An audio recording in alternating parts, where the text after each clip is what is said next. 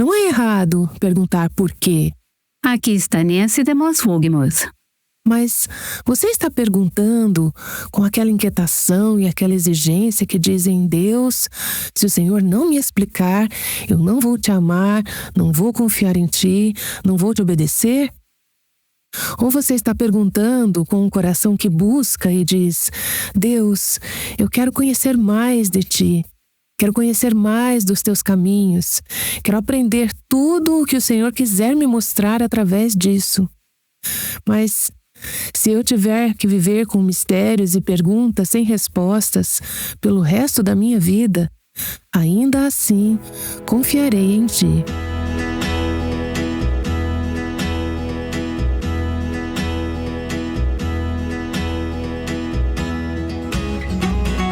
Este é o Aviva Nossos Corações com Nancy DeMoss Wogmuth, autora de Deixe Deus Escrever a Sua História, na voz de Renata Santos. Você sabia que pode escolher aquietar o seu coração? Nancy vai mostrar como escolher intencionalmente a quietude. Ela continua na série chamada Como Ter um Coração Tranquilo.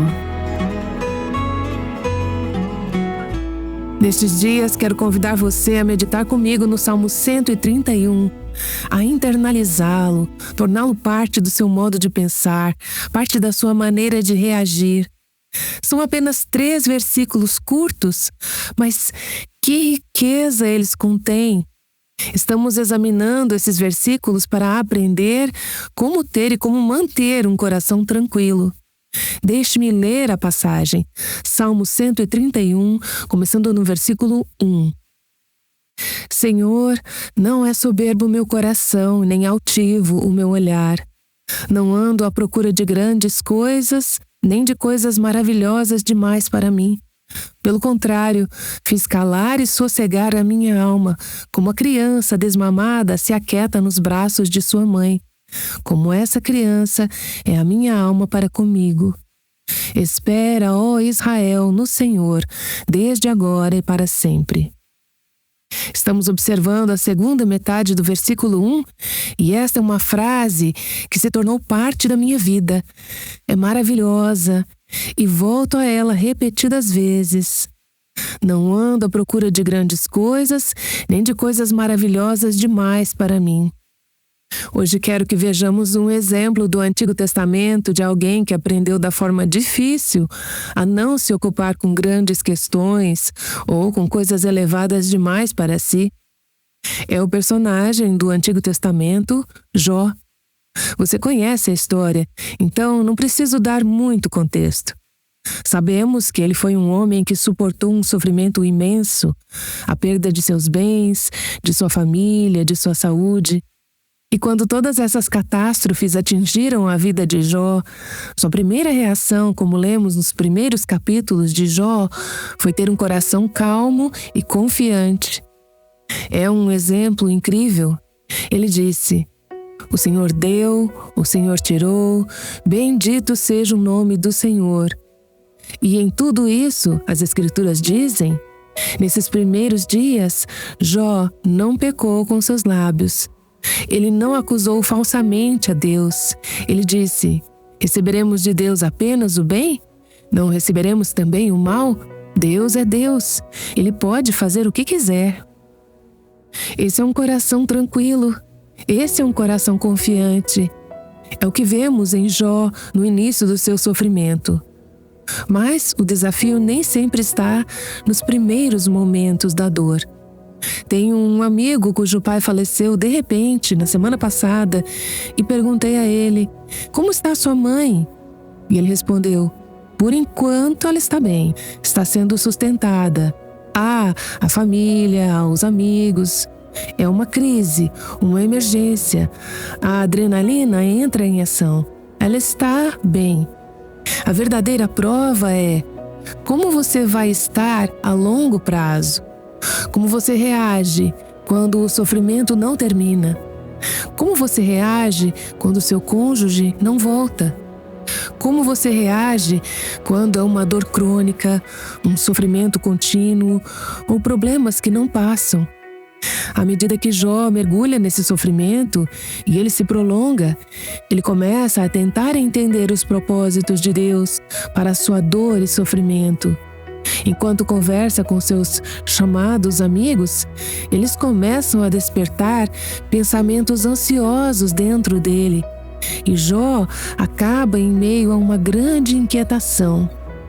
Ele começa com um coração tranquilo, mas passa a fazer perguntas a Deus, a seus amigos, a si mesmo e a qualquer um que o ouça. Todas as perguntas que inundam sua mente. Tudo se resume à pergunta: por quê? Por que eu? Por que isso? Por que agora? Por quê? E à medida que o livro avança, Jó começa a tentar compreender coisas que são insondáveis. E por não conseguir entender, em vez de estar contente com o mistério, claro, é justo lembrar que ele era um homem em grande sofrimento. Mas em vez de entregar suas perguntas e respostas a Deus, ele começa a contender com o Senhor. Começa a lançar suas perguntas contra Deus, uma atrás da outra.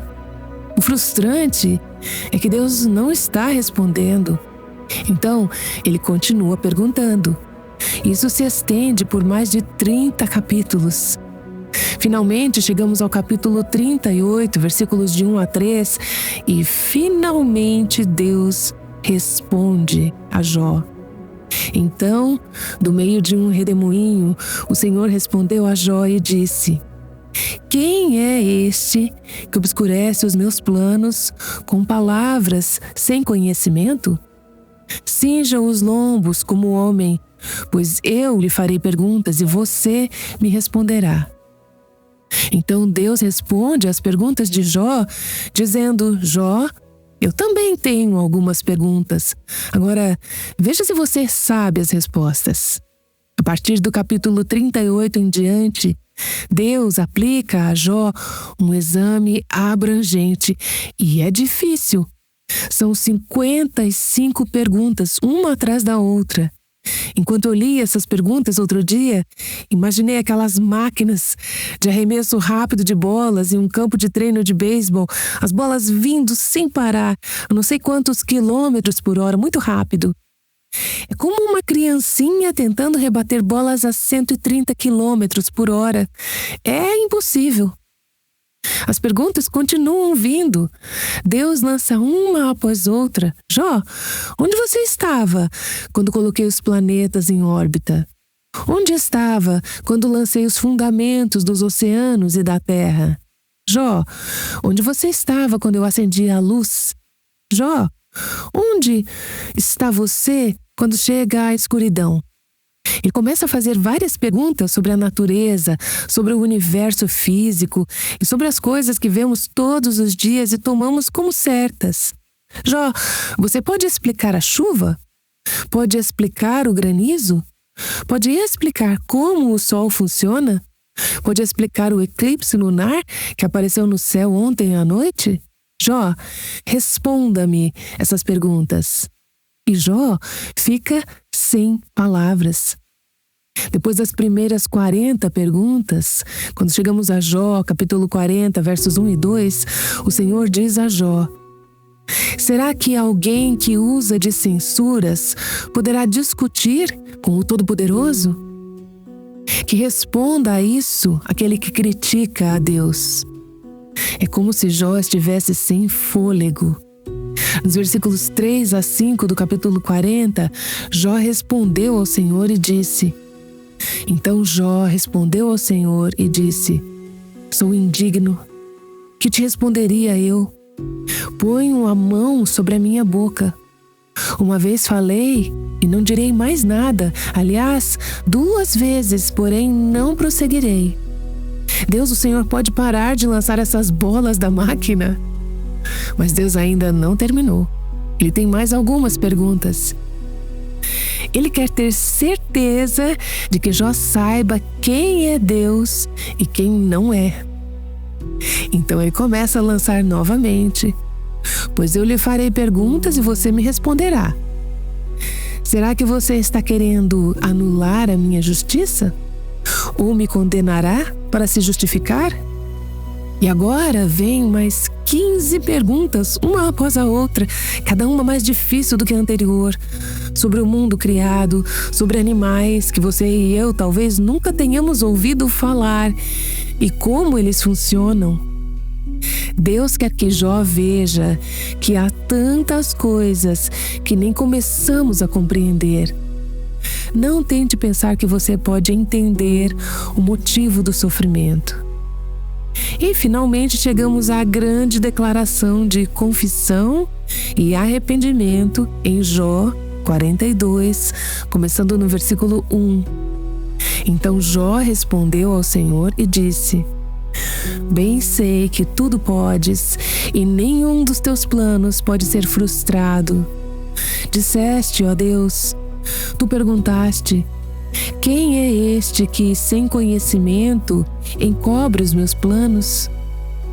Na verdade, falei do que eu não entendia, coisas que são maravilhosas demais para mim, coisas que eu não conhecia. Tu disseste para mim, escute, porque eu vou falar. Farei perguntas e você, Jó, me responderá. E Jó diz a Deus: eu te conhecia só de ouvir, mas agora os meus olhos te veem. Por isso, me abomino e me arrependo no pó e na cinza. Não é errado perguntar por quê, mas você está perguntando com aquela inquietação e insistência que diz: Deus, se o Senhor não me explicar, eu não vou te amar, eu não vou confiar em ti, eu não vou te obedecer? Ou você está perguntando com um coração que busca e diz: Deus, eu quero te conhecer mais, quero conhecer mais os teus caminhos, quero aprender tudo que o Senhor quiser me mostrar por meio disso. Mas, se eu tiver que viver com mistérios e perguntas sem respostas pelo resto da minha vida, ainda assim confiarei em ti, ainda assim te amarei. Ainda assim te obedecerei. Você precisa se arrepender, como Jó, de se envolver com grandes questões, de se preocupar com coisas que são elevadas demais para você? Romanos 11, 33 a 36 diz assim: Ó profundidade da riqueza, tanto da sabedoria como do conhecimento de Deus! Quão inexplicáveis são os seus juízos e quão insondáveis são os seus caminhos. Pois quem conheceu a mente do Senhor? Ou quem foi o seu conselheiro? Ou quem primeiro deu alguma coisa a Deus para que isso lhe seja restituído? Porque dele, e por meio dele, e para ele são todas as coisas. A ele seja a glória para sempre. Amém. Então, o que você faz com as suas dúvidas? O que você faz com o que você não entende? Você luta e resiste ou você diz: Senhor, tu és Deus, eu não sou. A riqueza do teu conhecimento e da tua sabedoria é grande demais para mim, é insondável, além de todo o entendimento. Eu não posso conhecer a tua mente, eu não posso te aconselhar. Tu não me deves explicações. Portanto, Senhor, eu descanso no mistério. Eu me contento com o mistério e eu sei que tudo que o Senhor está fazendo na minha vida, nesta situação, vem de Ti, é por Ti e para Ti. Tudo o que realmente importa para mim é que a glória seja Tua e eu confio que o Senhor fará isso.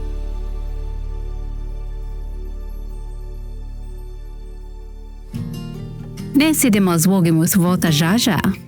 Ela tem nos convidado a explorar a história de Jó. A fidelidade dele vai te dar uma nova perspectiva sobre qualquer situação que você esteja enfrentando hoje. Essa mensagem faz parte da série Como Ter um Coração Tranquilo. Se você perdeu o episódio de ontem ou quer ouvir novamente, pode encontrar o áudio e a transcrição em avivanossoscorações.com. Agora Nancy volta com a segunda parte do programa de hoje. Recebi um e-mail há pouco tempo de uma ouvinte que dizia: minha vida está uma bagunça. Meu relacionamento com Deus, meu relacionamento com meu marido, minha casa, meu escritório, tudo. Eu não sei por onde começar. Estou tão ansiosa que não consigo pensar direito. Você pode me ajudar? Alguma de vocês escreveu esse e-mail? O texto que estamos estudando nesta série, um salmo curtinho, o Salmo 131, tem ajuda suficiente para uma vida inteira, para pessoas como essa mulher que me escreveu e para pessoas como eu e você. Deixe-me ler o salmo novamente e então voltamos ao ponto onde paramos da última vez. O salmista diz: Senhor, não é soberbo meu coração e nem altivo o meu olhar. Não ando à procura de grandes coisas, nem de coisas maravilhosas demais para mim. Essa é uma atitude de simplicidade. E ele continua no verso 2. Pelo contrário, fiz calar e sossegar a minha alma. Como a criança desmamada se aquieta nos braços de sua mãe, como essa criança é a minha alma para comigo. E por fim, no terceiro verso, espera, ó Israel, no Senhor, desde agora e para sempre. Hoje e na próxima sessão, vamos focar no versículo 2. Pelo contrário, fiz calar e sossegar a minha alma como criança desmamada. Como ter um coração tranquilo, o salmista diz: fiz calar e sossegar a minha alma. E isso é exatamente o que precisamos neste mundo tão agitado, frenético e barulhento em que vivemos. Como conseguir um coração tranquilo? Eu vejo neste versículo que ter um coração quieto exige uma escolha consciente. Não acontece por acaso. Ele diz: pelo contrário, fiz calar e sossegar a minha alma. Eu tomei uma decisão, fui proativo nisso. Falei ao meu próprio coração. É isso que precisamos aprender, aconselhar o nosso coração, dizer: coração, aquieta-te. É uma escolha consciente. Pelo contrário, ele diz, é como se estivesse fazendo um juramento. Um escritor, ao comentar este salmo, disse: ele está determinado a dominar sua alma rebelde. E eu gosto disso porque, às vezes, a minha alma é bem rebelde. Agora, algo que eu tenho aprendido e vejo neste salmo é que você precisa aquietar a sua própria alma. Ninguém mais pode fazer isso por você. Nós queremos que alguém venha resolver, consertar, melhorar. As pessoas podem nos encorajar, podem nos apontar para o Senhor, mas, no fim, somos nós que precisamos dizer à nossa alma: alma, aquieta-te. Fica em silêncio, espera no Senhor. Essa quietude acontece dentro do coração. Sabe, tendemos a pensar: se as coisas fora de mim mudassem, se o meu marido fizesse tal coisa, ou se eu tivesse um marido, ou se os meus filhos apenas... ou se a nossa casa fosse em outro lugar, ou se tivesse outro tamanho, ou se o meu trabalho fosse diferente, ou se o meu chefe fosse outro, ou se tal coisa acontecesse, então eu não me sentiria tão tumultuada por dentro.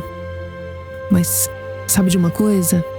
A tempestade está dentro do nosso coração. Pelo contrário, fiz calar e sossegar a minha alma.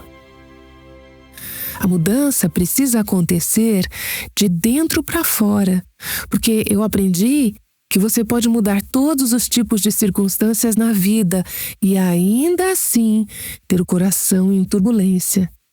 E pode haver todo tipo de tumulto ao seu redor, e mesmo assim, o seu coração pode estar tranquilo, porque a paz depende do que acontece dentro do coração.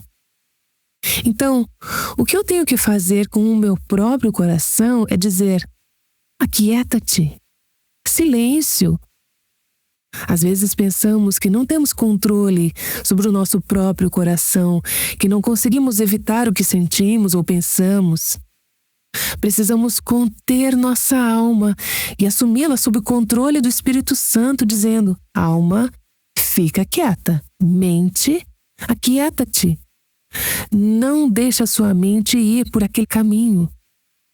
Não vou me ocupar de coisas grandiosas ou maravilhosas demais para mim.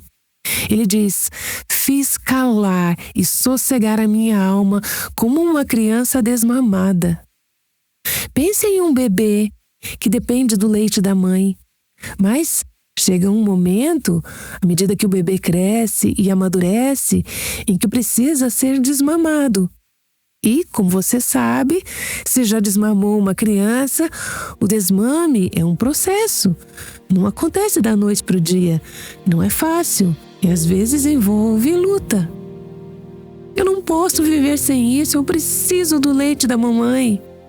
E a criança, nesse processo de desmame, chora, reclama. Algo que ela achava essencial está sendo tirado. A criança desmamada ou em processo de desmame é exigente, quer as coisas do seu jeito. É natural em bebês e em adultos que pensam como bebês ter aquela mentalidade: eu quero e quero agora, e não ficar satisfeita até conseguir exatamente o que quer. Mas, uma vez desmamada, a criança fica contente. Ela está tranquila com o que a mãe oferece, está calma, confia que a mãe vai lhe dar o que precisa. Veja, não são só bebês que precisam ser desmamados. Nós também precisamos. Adultas, filhas de Deus, mulheres cristãs. À medida que crescemos espiritualmente, Deus começa a nos desmamar de coisas das quais achamos que não podemos viver sem. Bens, conforto, o desejo de que a vida funcione. Isso é um instinto infantil. A vida tem que ser do meu jeito e agora. Deus precisa nos desmamar e nos levar ao ponto de conseguirmos viver sem aquilo em que antes dependíamos, como crianças espirituais. Se a nossa alma é como uma criança não desmamada, ela será exigente, ansiosa, estressada, inquieta. Nossa mente fica barulhenta, perturbada. Você sabe o que é ter um espírito tumultuado, sentir-se pressionada, viver de forma obsessiva? Algumas de nós somos perfeccionistas, filhas primogênitas, detalhistas, controladoras. Essa é uma tendência de criança não desmamada. O mundo tem que funcionar do meu jeito. Mas, se a sua alma é como uma criança desmamada, o seu coração será calmo, será tranquilo. A imagem é a do descanso que vem depois da luta. Primeiro a luta, depois o descanso. Estou contente, não estou ansiosa. Uma escritora disse: você costumava ser barulhenta, inquieta e exigente. Agora você senta em silêncio. Essa é a imagem da criança desmamada. Simples. Não precisa entender tudo. Há confiança. Eu estava conversando com uma mãe outro dia e ela estava com o peso do mundo sobre os ombros, muito emocionada, desabafando. Enquanto conversávamos, sua filhinha de 4 anos chegou perto, sem perceber nada do que acontecia naquele mundo adulto. Apenas se aconchegou debaixo do braço da mãe e se aninhou ao seu lado. Foi uma cena tão doce de confiança, descanso e contentamento. Depois que a menina saiu, eu disse à mãe: é isso que Deus quer que você seja. Como sua filha acabou de ser ao seu lado, aconchegada, confiando, descansando, simples, com uma fé infantil. Mas isso é tão diferente da forma como normalmente lidamos com as situações, não é? Queremos controlar, queremos entender tudo, manipular, lutar. Minha nova palavra é hiperventilar. É o que percebo que faço muito. A agitação da minha mente começa a sair pela boca. Falo mais rápido, falo mais alto, fico tensa. É esse sentimento de que tudo depende de mim. Isso não é um coração tranquilo. Isso não é uma criança desmamada. Ser uma criança desmamada é aquietar o coração, estar em silêncio na presença do Pai, confiar em sua sabedoria e amor. Não é um tipo de confiança que finge que os problemas não existem, mas é confiar que o nosso Pai entende o que nós não entendemos, que Ele vê o que nós não vemos e que Ele pode lidar com o que nós não conseguimos lidar. É confiar que Ele está no controle completo da situação.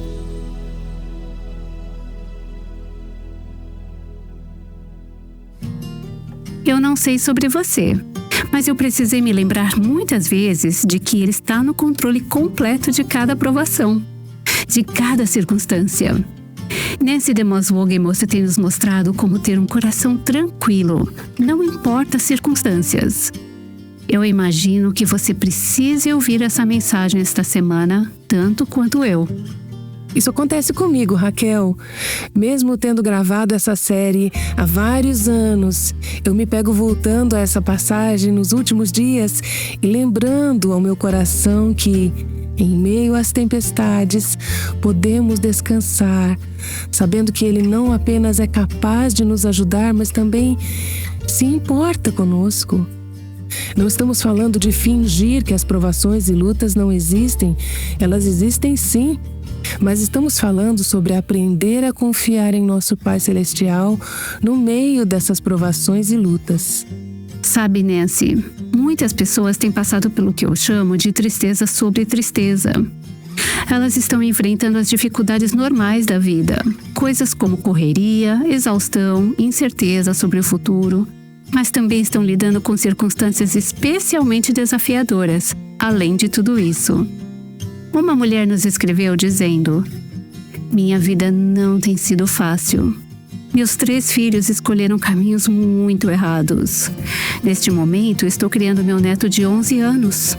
Toda vez que eu ouço o aplicativo de vocês, o Senhor Deus Todo-Poderoso consola minha alma e continua me ajudando a olhar para a força dele. Em meio a todos esses tempos dolorosos, confiei ainda mais nele e sei que ele será bondoso comigo. Porque no fundo do meu coração, eu digo que tudo o que eu preciso é dele. Então minha alma se alegra nele, que é o Senhor Deus Todo-Poderoso para todos sempre." Uau! Eu amo a firmeza da fé dessa mulher. Mesmo em meio a circunstâncias que parecem um terremoto, o mundo dela está sendo abalado e ainda assim o coração e a fé dela permanecem inabaláveis, porque Deus é fiel para sempre. Sou muito grata por podermos oferecer tantos recursos no Aviva Nossos Corações e esta série atual sobre como manter um coração tranquilo. Não poderíamos fazer isso sem a ajuda de ouvintes que reconhecem como Deus tem usado este ministério para ministrar graça ao coração de mulheres ao redor do mundo. Elas querem participar do que vem Deus fazendo na vida de outras mulheres, como essa que a Raquel acabou de compartilhar conosco. Se isso soa como algo que você gostaria de fazer, se deseja caminhar conosco e ajudar a alcançar mulheres com esperança bíblica, você pode fazer uma doação no site avivanossoscorações.com. Você se preocupa com o futuro? Acho que todas nós nos preocupamos em algum grau. Amanhã, Nancy vai mostrar como ter um coração tranquilo, mesmo quando você não sabe o que está por vir. Se Deus escolher trazer circunstâncias melhores para a minha vida, eu digo: obrigada, Senhor, que bênção, sou grata. Mas, se Deus não mudar as minhas circunstâncias, eu digo: obrigada, Senhor, sou abençoada, sou grata. O Senhor continua sendo bom. De qualquer forma, eu não culpo a Deus, eu não culpo a sua providência. Aguardamos você aqui no Aviva Nossos Corações. O Aviva Nossos Corações é o ministério em língua portuguesa do Revive Our Hearts com Nancy DeMoss Wogemuth, sustentado por seus ouvintes e dedicado a chamar as mulheres à liberdade, plenitude e abundância em Cristo.